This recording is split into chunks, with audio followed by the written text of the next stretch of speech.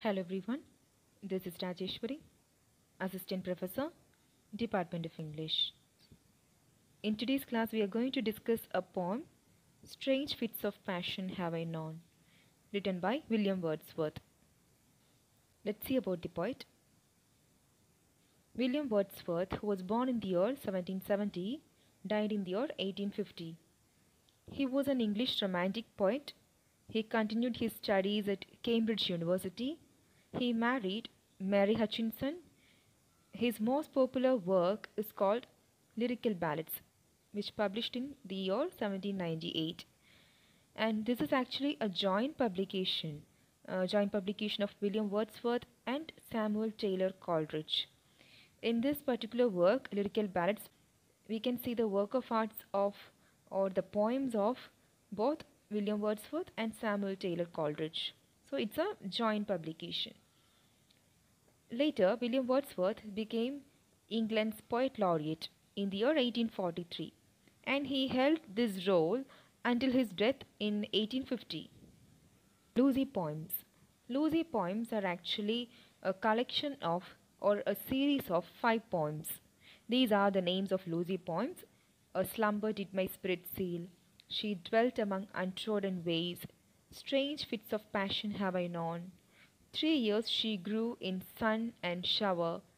I travelled among unknown men. These are the names of 5 Lucy poems. These 5 poems published in between 1798 and 1801. William Wordsworth wrote these Lucy poems when he lived in Germany. So within that short period of time, he wrote this poem. So when he lived in Germany, during that short period of time, he has written these Lucy poems. The first 4 of the Lucy poems published in the Lyrical Ballads, and the last poem was published in another collection known as 2 volumes. Strange Fits of Passion Have I Known. This particular poem published in the year 1800 in the second volume of Lyrical Ballads. And now we need to know who was this Lucy. Actually, still it is a controversial statement. There is no clarity about this Lucy even among the critics. A set of critics who claims that Lucy was Annette Wallen, Wordsworth's French mistress, and another set of or another group of critics who argue that Lucy was no one but Peggy Hutchinson, sister of Mary, who was Wordsworth's wife. And another group of critics who argue that Lucy was his sister Dorothy. So still it's a controversial statement among the critics. Let's look into the poem. Strange fits of passion have I known. The first line of the poem itself is the title. Strange fits of passion have I known, and I will dare to tell, but in the lover's ear alone, what once to me befell. When she I loved looked every day fresh as a rose in June, I to her cottage bent my way beneath an evening moon. In the first stanza itself, the poet, that is the speaker of the poem, conveys to the readers that he will share his passion, his emotion or feelings only in the ears of his lady love or his beloved, which he experienced once, the feelings which he experienced once. He tells that he dared not to tell anyone. He dared not to share his passion and his feelings to anyone, but he will share only in the ears of his lady love.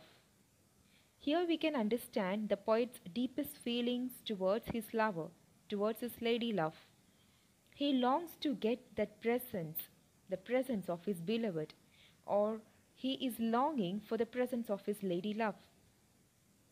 In the second stanza, we can see that how elegantly he portrays the beauty of his lady love. She looks pretty every day. She looked as fresh as a rose which bloomed in the month of June. Next 2 lines explains the poet's journey towards his lover's cottage during evenings, or the poet's journey in the evening sky to his lady love's cottage.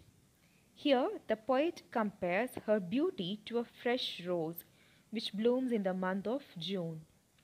She might be young, like this fresh rose. He was in a dream, the poet or the speaker of the poem was in a dream during his travel towards her cottage. Let's move on to the next slide. Third and fourth stanza of the poem. Upon the moon I fixed my eye, all over the white lea with quickening pace my horse drew nigh, those paths so dear to me. Here, fixed his eyes upon the moon and the open area of grassy land, he continues his journey with good speed in his horse through those dearest paths.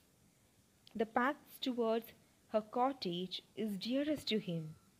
This stanza shows how curious was our poet or the speaker to see his lady love. Fourth stanza. And now we reached the orchard plot, and as we climbed the hill, the sinking moon to Lucy's cot came near and nearer still. Journey continues. We means that the poet and his horse. Now they have reached the orchard. When they climbed the hill, the sinking moon or the fading moon towards Lucy's cottage came nearer to him, came closer to him, or nearer to the poet. This is the first time the poet used his lady love's name, that is Lucy. Only in the fourth stanza, the readers will get the clarity of his lady love. The readers comes to know the name of his lady love. Next slide, fifth stanza, fifth and sixth stanzas. In one of those sweet dreams I slept, kind nature's gentlest boon, and all the while my eyes I kept on the descending moon. The poet tells about his dream which he had experienced in the past. He mentions that dream as nature's blessing. Here the poet tells that dream is actually it's nature's blessing. Here the poet might have meant in one another way also that what he dreamed on the way towards Lucy's cottage by keeping his eyes on the descending moon. So the journey towards his lover's cottage is just like a dream.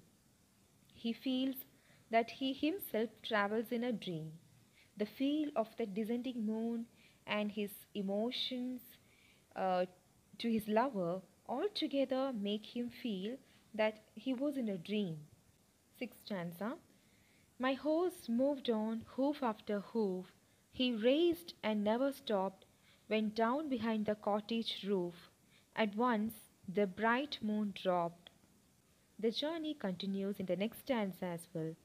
Hoof after hoof, the horse moved on, that reaches closer to the cottage of Lucy.